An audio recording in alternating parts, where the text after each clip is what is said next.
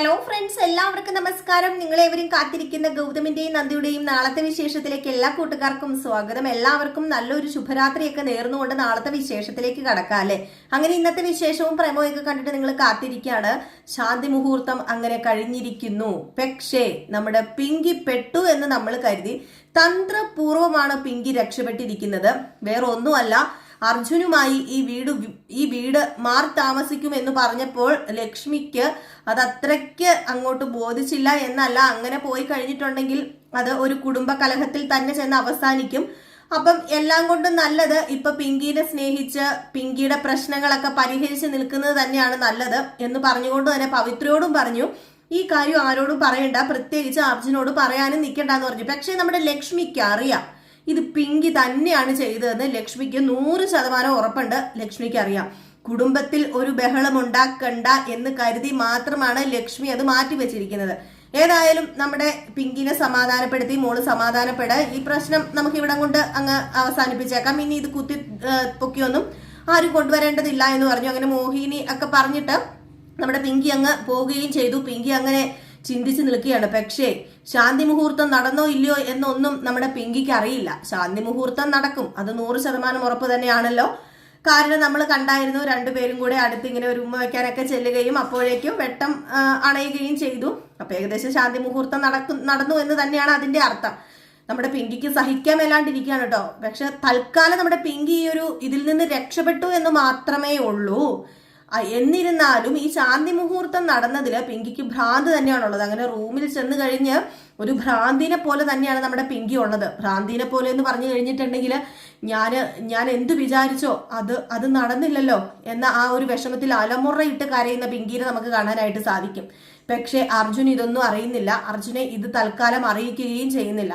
പക്ഷെ അർജുനും ഏകദേശമൊക്കെ അറിയാം പിങ്കിയുടെ മനസ്സിൽ എന്താണ് എന്ന്. അത് നമ്മൾ ഇന്ന് കാണുകയും ചെയ്തു, അർജുൻ പറയുകയും ചെയ്തു. അതൊക്കെ അവിടെ നിൽക്കട്ടെ, ഇനിയിപ്പോ എന്താണ് വരാൻ പോകുന്നതെന്ന് നിങ്ങൾ വെയിറ്റ് ചെയ്തിരിക്കല്ലേ. അങ്ങനെ നമ്മുടെ മോഹിനിയോട് ലക്ഷ്മി പറയുന്നുണ്ട്, ഇത് ആര് ചെയ്തതാണെന്ന് എനിക്കറിയാം, ഇത് പിങ്കി തന്നെയാണ്, പിങ്കി അല്ലാതെ വേറെ ആരും ഇത് ചെയ്യില്ല, പിങ്കി തന്നെയാണ് ഇത് ചെയ്തിട്ടുള്ളത്. പക്ഷെ ഈ കുടുംബത്തെ എനിക്ക് രക്ഷിച്ചേ പറ്റൂ, ഈ കുടുംബത്തെ ഒരുമിച്ച് കൂട്ടി നിർത്തിയേ പറ്റൂ, കൂട്ടിച്ചേർത്തേ പറ്റൂ. അതിനുവേണ്ടി ചെയ്യാവുന്ന ഒരു കാര്യം ഇത് മാത്രമേ ഉള്ളൂ. ഇത് അർജുൻ മോൻ അറിഞ്ഞു കഴിഞ്ഞിട്ടുണ്ടെങ്കിൽ ചിലപ്പം പിങ്കിയുടെയും അർജുന്റെയും കുടുംബജീവിതത്തെ അത് ബാധിക്കും. അത് ഈ നമ്മുടെ കുടുംബത്തെയും കൂടെ അല്ലേ ബാധിക്കുന്നത്. അതുകൊണ്ട് ഈ വിവരം മോഹിനിയും ആരോടും പറയരുത്, പവിത്രയും ആരോടും പറയരുത് എന്ന് പറഞ്ഞു. ഏതായാലും പവിത്ര പറയുവോ ഇല്ലയോ, പവിത്രക്ക് എത്ര ദിവസം മറച്ചു വെക്കാനായിട്ട് കഴിയും. പവിത്ര ആണെങ്കിൽ ആ ഒരു മയക്കത്തിൽ, ആ ഒരു സഡാഷനിൽ അങ്ങോട്ട് കിടന്നങ്ങോട്ട് ഉറങ്ങിയും പോയി കേട്ടോ. അങ്ങനെ ശാന്തി മുഹൂർത്തം നടന്നു. നേരം വെളുക്കുന്നു, ശാന്തി മുഹൂർത്തം കഴിയുന്നു. നമ്മുടെ നന്ദയാകട്ടെ കുളിച്ചൊക്കെ ഒരുങ്ങി ഇറങ്ങി വരികയാണ്. അപ്പൊ ചെറിയൊരു നാണത്തോടൊക്കെ കൂടി തന്നെയാണ് നമ്മുടെ നന്ദ കുളിയൊക്കെ കഴിഞ്ഞ് ഇറങ്ങി വരുന്നത്. അപ്പൊ ഏകദേശം മനസ്സിലാക്കാം ശാന്തി മുഹൂർത്തം കഴിഞ്ഞു എന്ന്. ഏതായാലും പിങ്കി വെറുതെ ഇരിക്കുവോ? പിങ്കിയുടെ മാനസിക നില തെറ്റിയിരിക്കുക.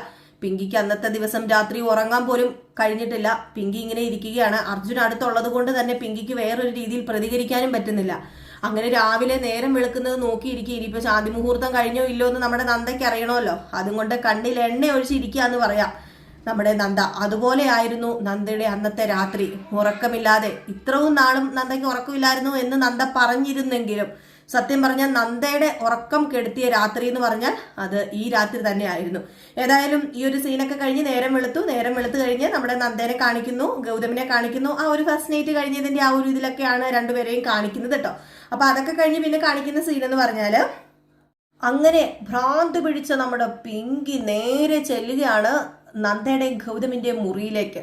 അപ്പം നേരെ ചെന്ന് കഴിയുമ്പോഴത്തേക്കും അവിടുത്തെ ബെഡ്ഷീറ്റൊക്കെ കണ്ടു കഴിഞ്ഞ് മുല്ലപ്പൂവൊക്കെ ഇങ്ങനെ ഉടഞ്ഞു കിടക്കുന്ന കണ്ടിട്ട് സഹിച്ചില്ല കേട്ടോ. നേരെ ചെന്നു വലിച്ചു വാരി ബെഡ്ഷീറ്റൊക്കെ എടുത്തോണ്ട് വന്നിട്ട് അതങ്ങ് പുറത്തേക്ക് ഒരു ഒറ്റ ഏറെറിഞ്ഞു. അവിടെ ഇരുന്ന മണ്ണെണ്ണയോ ഡീസലോ എടുത്ത് അതിന്റെ മണ്ടയിൽ ഒഴിച്ച് കത്തിക്കാൻ വേണ്ടിയാണ് കേട്ടോ തുടങ്ങുന്നത്. ഏതായാലും ഇതിങ്ങനെ ചെയ്യാൻ തുടങ്ങുന്നതേ നമ്മുടെ നന്ദ വരികയും ചെയ്യുന്നുണ്ട്. നന്ദ വന്ന് നോക്കുമ്പോഴത്തേക്കും അലങ്കോലപ്പെട്ട് ആകെ കിടക്കുകയാണ് റൂം മുഴുവൻ. അവിടെ എന്തൊക്കെയോ വലിച്ചൊക്കെ എറിഞ്ഞ് നമ്മുടെ പിങ്കി പൊട്ടിക്കുകയും ചെയ്തു. അപ്പൊ പിങ്കിയുടെ ഈ ഒരു ഭ്രാന്ത് കണ്ട ഉടനെ നമ്മുടെ നന്ദയ്ക്ക് കാര്യം മനസ്സിലായി. നന്ദ ദേഷ്യപ്പെട്ട് ഇങ്ങനെ വന്നു.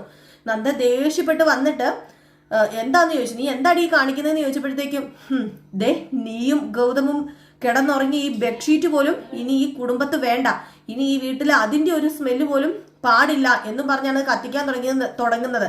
അപ്പൊ തന്നെ നമ്മുടെ നന്ദ അത് വലിച്ചു വാരി എടുത്തിട്ട് ദേ പിങ്കി, നീ ചെയ്തതൊക്കെ ചെയ്തു, ഇനി മേലാല് നീ എന്നെയും ഗൗതമിനെയും ശല്യം ചെയ്യാൻ വരരുത്. കാരണം ഞങ്ങള് ഒരു കുടുംബ ജീവിതത്തിലേക്ക് പ്രവേശിച്ച് കഴിഞ്ഞു. അതുകൊണ്ട് ഞാൻ പറയാ, എന്റെ ഭർത്താവിനെ ഒരിക്കലും ഞാൻ ഇനി വിട്ടു തരില്ല പിങ്കി, നിനക്ക് അത് ഓർത്ത് നീ ഇരിക്കേണ്ടത് പറഞ്ഞു. ഇതും കൂടെ പിങ്കിക്ക് കേട്ട് കഴിഞ്ഞപ്പോഴത്തേക്കും പിങ്കിയുടെ സമനില അങ്ങോട്ട് തെറ്റി കേട്ടോ. പിങ്കി നേരെ റൂമിലേക്ക് ചെന്നു. റൂമിലിരുന്ന സാധനങ്ങളൊക്കെ അങ്ങോട്ടും ഇങ്ങോട്ടും വലിച്ചെറിഞ്ഞിട്ട് നേരെ ബാത്റൂമിൽ കയറിയിട്ട് ടാപ്പും തുറന്ന് ആ ഒരു ഷവറിന്റെ താഴെ ഇങ്ങനെ നിൽക്കുകയാണ്. തണുത്ത് വിറച്ച് നിന്നിട്ടും തണുപ്പ് പോലും ഇല്ല. കാരണം അത്രയ്ക്ക് ചൂടായിരിക്കുന്ന നമ്മുടെ പിങ്കിയുടെ ശരീരത്തിലേക്ക് ആ വെള്ളം വീഴുമ്പോൾ തണുക്കത്തില്ലല്ലോ. ഏതായാലും അത്രയ്ക്കും ഒരു സമനില തെറ്റിയ അവസ്ഥയിലാണ് നമ്മുടെ പിങ്കിനെ കാണാനായിട്ട് സാധിക്കുന്നത് കേട്ടോ. അപ്പം പിങ്കി എന്ന് പറയുന്നത് ഇടയ്ക്ക് നന്ദാന്നായി പോയോ എന്നൊരു സംശയമുണ്ട്. അങ്ങനെ പോയിട്ടുണ്ടോ എന്ന് ക്ഷമിച്ചേക്കണേ. ഏതായാലും നമ്മുടെ അർജുൻ ഇതൊന്നും അറിയുന്നില്ല. അർജുൻ ഇതൊക്കെ അറിയുവാണെങ്കിൽ ആകപ്പാടെ പ്രശ്നം ഉണ്ടാക്കും അർജുൻ. പക്ഷെ അർജുനെ ഇത് വേറെ ആരും അറിയിക്കുന്നുമില്ല. പാലിന്റെ കാര്യമൊക്കെ അറിയിക്കുമായിരുന്നെങ്കിൽ ഉറപ്പായിട്ടും പ്രശ്നം ആയേനെ. അങ്ങനെ അതൊക്കെ ഇതിന് ശേഷമാണ് കേട്ടോ നമ്മുടെ പിങ്കി ഫ്രഷായി കുളിയൊക്കെ കഴിഞ്ഞിട്ട് വരികയും നന്ദ വരികയും നന്ദ ഗൗതമിനോട് സംസാരിക്കുകയും ചെയ്യുന്നുണ്ട്. പിങ്കി ഇങ്ങനെയൊക്കെ ചെയ്തു എന്നിങ്ങനെ പറഞ്ഞ് സംസാരിക്കുന്നുണ്ട്. അപ്പം പിങ്കിയുടെ കാര്യത്തെക്കുറിച്ച് നമ്മുടെ ഗൗതമിന് വല്ലാണ്ടങ്ങ് വിഷമായി പോകുന്നുണ്ട് കേട്ടോ. കാരണം വേറൊന്നുമല്ല, നമ്മുടെ ഗൗതം സ്നേഹിച്ചിരുന്ന ഒരു പെണ്ണ് തന്നെ ആയിരുന്നു പിങ്കി. പക്ഷേ ഇപ്പം അത് മനസ്സിൽ ഉൾക്കൊണ്ടൊന്നും അല്ല ഗൗതം നടക്കുന്നത് എങ്കിൽ പോലും ഇത് കേട്ട് കഴിയുമ്പോഴത്തേക്കും നന്ദയോട് പറയുന്നുണ്ട്, എങ്ങനെയെങ്കിലും അർജുനും അതുപോലെ പിങ്കിയെയും നമുക്ക് ഒന്നിപ്പിക്കണം. എങ്ങനെയെങ്കിലും അവരെ ഒന്നിപ്പിച്ചേ പറ്റൂ. അല്ലെങ്കിൽ സത്യം പറഞ്ഞു കഴിഞ്ഞിട്ടുണ്ടെങ്കിൽ നമ്മുടെ ഈ ഒരു ജീവിതത്തിന് അർത്ഥമില്ലാതായി പോകും. അവരെ ഒന്നിപ്പിക്കണം. അതുമല്ല എൻ്റെ അർജുൻ ഈ കാര്യമൊക്കെ അറിഞ്ഞു കഴിഞ്ഞാൽ ഉണ്ടാകുന്ന ഒരു മാനസികാവസ്ഥ എന്ന് പറഞ്ഞു കഴിഞ്ഞിട്ടുണ്ടെങ്കിൽ അതൊരിക്കലും എനിക്ക് അംഗീകരിക്കാൻ കഴിയില്ല. ഞാൻ ചെറുപ്പത്തിൽ എൻ്റെ ആഗ്രഹങ്ങളെക്കാൾ കൂടുതൽ ഞാൻ അവൻ്റെ ആഗ്രഹങ്ങളൊക്കെയാണ് നേടിക്കൊടുക്കാൻ നിന്നിട്ടുള്ളത്. ആ ഒരു നിലയ്ക്ക് എൻ്റെ അർജുനെ കാത്ത് സംരക്ഷിക്കണം. എനിക്ക് അവൻ്റെ ജീവിതം എനിക്ക് സേഫ് ആക്കണം. അവന് പിങ്കി എന്ന് പറഞ്ഞാൽ ജീവനാണെന്ന് എനിക്കറിയാം. അതുകൊണ്ട് തന്നെ ഇതിനെന്തെങ്കിലും ഒരു സൊല്യൂഷൻ നമുക്ക് കണ്ടുപിടിച്ചേ പറ്റൂ എന്ന് നന്ദയോട് ഇങ്ങനെ ഗൗതം പറയുന്നുണ്ട് കേട്ടോ. പക്ഷേ നമ്മുടെ നന്ദയ്ക്ക് പിങ്കിയുടെ അടുത്ത് പോകാൻ പറ്റത്തില്ലാത്തൊരവസ്ഥയുമാണ്. കാരണം പിങ്കി നന്ദനെ എന്തെങ്കിലും ചെയ്യും. ഇതേ സമയം ആയിക്കോട്ടെ, ഇവരുടെ ശാന്തി മുഹൂർത്തമൊക്കെ കഴിഞ്ഞതിന്റെ സന്തോഷത്തിൽ തന്നെയാണ് ആരുള്ളത്, നമ്മുടെ ലക്ഷ്മിയും അതുപോലെ വല്യമ്മയൊക്കെ ഉള്ളത്. അപ്പൊ ഇവർക്കൊക്കെ വലിയ സന്തോഷമാണ്. അങ്ങനെ ലക്ഷ്മി നന്ദേനെ വിളിച്ച് സംസാരിക്കുന്നുണ്ട്. ഞാൻ കാത്തിരുന്ന ആ ഒരു ദിവസം എത്തിയല്ലോ. ഈ അടുത്ത വർഷം ഈ ഒരു സമയത്ത് എനിക്ക് എൻ്റെ ഗൗതമോന്റെയും നന്ദമോളുടെയും കുഞ്ഞിനെ കൊഞ്ചിക്കാനുള്ള ഒരു അവസരം ഉണ്ടാക്കുമല്ലോ. പക്ഷെ ഇതിനിടയിൽ കുറെ കാര്യങ്ങളൊക്കെ നടന്നായിരുന്നു. ഇതിനിടയിൽ നടന്ന കാര്യങ്ങളൊന്നും വേറെ ആരും അറിയാൻ പാടില്ലെന്നും പറഞ്ഞുകൊണ്ട് നന്ദയോട് കാര്യങ്ങളൊക്കെ ലക്ഷ്മി പറയുന്നുണ്ട് കേട്ടോ. അപ്പം സത്യം പറഞ്ഞു കഴിഞ്ഞിട്ടുണ്ടെങ്കിൽ നന്ദ അങ്ങ് വല്ലാണ്ടായി പോവുകയാണ്. കാരണം ഇത്രയൊക്കെ ഇവിടെ സംഭവിച്ചോ, ആ ഒരു ഒറ്റ രാത്രി കൊണ്ട് പിങ്കി ഇത്രയൊക്കെ സംഭവിപ്പിച്ച് എടുത്തല്ലോ എന്നുള്ള രീതിയിൽ ആണ് സംഭവം ഉണ്ടാവുന്നത്. അതായത് നമ്മുടെ നന്ദയ്ക്ക് മനസ്സിലാകുന്നത്. പക്ഷെ നന്ദ കൂടുതലും അങ്ങോട്ടേക്ക് ഫൈറ്റിനോ ഇതിനോ ഒന്നും പോകുന്നില്ല. എന്നിരുന്നാലും ഇവരുടെ ശാന്തി മുഹൂർത്തം കഴിഞ്ഞോ ഇല്ലയോ എന്ന് എല്ലാവർക്കും ഒരു സംശയം തന്നെയാണ്. വേറെ ഒന്നുമല്ല, നമ്മുടെ നമ്മുടെ അർജുനും പിങ്കിയും ഈ ഒരു തരത്തിൽ നിൽക്കുമ്പോൾ ഗൗതം ആ ഒരു ശാന്തി മുഹൂർത്തത്തിന് സമ്മതിക്കുമെന്നൊക്കെ തോന്നും. പക്ഷെ അവരുടെ ശാന്തി മുഹൂർത്തമൊക്കെ കഴിഞ്ഞു. നമ്മുടെ നന്ദയെ ഭാര്യയായിട്ടെല്ലാം ഇതിലും അംഗീകരിച്ചു കഴിഞ്ഞു ഗൗതം. അവരുടെ ശാന്തി മുഹൂർത്തം അടിപൊളിയായിട്ട് തന്നെയാണ് അവസാനിക്കുകയും ചെയ്യുന്നത്. പക്ഷെ നമ്മുടെ കഥയുടെ റൂട്ട് ഇപ്പം എങ്ങോട്ടാ പോകുന്നതെന്ന് ചോദിച്ചാൽ, ഇപ്പം സെറ്റിലൊക്കെ നമ്മുടെ കഥയിൽ കുറച്ച് മാറ്റങ്ങളൊക്കെ വന്നിട്ടുണ്ടെന്നാണ് കേട്ടത്. വേറെ ഒന്നുമല്ല, നമ്മുടെ ഗൗതമാണെങ്കിൽ കുറച്ച് പ്രായമായുള്ള രീതിയിലൊക്കെ അഭിനയിക്കുന്നുണ്ട്. അപ്പം എനിക്കൊരു സംശയമല്ല, നമ്മുടെ സെറ്റിൽ നടന്നുകൊണ്ടിരിക്കുന്നതാണ്. ഇനിയിപ്പം ഇത് ഒരു 2-3 ദിവസം കൂടി ഇങ്ങനെ പോയിട്ട് കുറച്ച് കഴിയുമ്പോഴത്തേക്കും വർഷങ്ങൾക്ക് ശേഷം കാണിക്കുന്ന രീതിയിലും ഈ കഥാപാത്രങ്ങളൊക്കെ മാറി അടുത്ത കഥാപാത്രങ്ങളൊക്കെ ആയിട്ടായിരിക്കാം ചിലപ്പോൾ നമ്മുടെ മുമ്പിലേക്ക് നമ്മുടെ ഈ ഒരു ഗൗതമിന്റെയും കഥയും വന്നു ചേരുന്നത്. ഗൗതം പ്രായമാകുന്നതും നമ്മുടെ നന്ദ പ്രായമായതും അതുപോലെ തന്നെ പിങ്കിയും അർജുനും ഒക്കെ പ്രായമായ ആ ഒരു ഭാഗങ്ങളൊക്കെ സെറ്റിൽ നടക്കുന്നുണ്ടെന്നാണ് കേട്ടത്. അപ്പം അതുകൊണ്ട് അറിയില്ല, നമുക്ക് കൺഫേം അല്ല കേട്ടോ.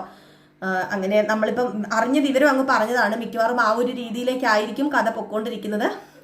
പെട്ടെന്ന് എല്ലാം ഇത് അവസാനിക്കുന്നുണ്ടല്ലോ. എല്ലാ ഒരു സീൻസും പെട്ടെന്ന് തന്നെ നമ്മളെ ആകാംക്ഷയുടെ മുൾമുനയിൽ നിർത്തി വെറുപ്പിക്കാതെ പെട്ടെന്ന് തന്നെ സീൻസ് നീങ്ങി പോകുന്നുണ്ട്. അപ്പം കുറച്ച് എന്താ പറയുക, നമുക്ക് കാണുമ്പോൾ തന്നെ മനസ്സിലാകാൻ സാധിക്കും. അതുകൊണ്ട് അങ്ങനെ ഒരു ചെറിയ വിവരം കിട്ടിയിട്ടുണ്ട്.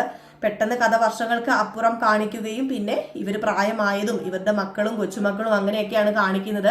ഇനി ആ ഒരു രീതിയിൽ കഥ പോകുമെന്നും അറിയില്ല. അപ്പൊ ഏതായാലും അങ്ങനെയൊക്കെയാണ് കേട്ടോ. അപ്പം ഞാൻ പറഞ്ഞ കാര്യങ്ങളൊക്കെ കോർത്തിണക്കിക്കൊണ്ടാണ് നാളത്തെ കഥ വരാൻ പോകുന്നത്. നമ്മുടെ പിങ്കിയുടെ സമനില തെറ്റിയിട്ടുണ്ട്. ഇനിയിപ്പൊ പിങ്കി എന്താണ് ചെയ്യാൻ പോകുന്നതെന്ന് തന്നെ പിങ്കിക്ക് അറിയില്ല. അപ്പം കാത്തിരുന്ന് തന്നെ കാണാം എന്തൊക്കെയാ സംഭവിക്കാൻ പോകുന്നത്. അപ്പൊ എല്ലാവരും കാത്തിരിക്കുക. അടുത്ത അടിപൊളി വിശേഷമായിട്ട് കാണുന്നവരെ എല്ലാവർക്കും Tata bye bye and good night.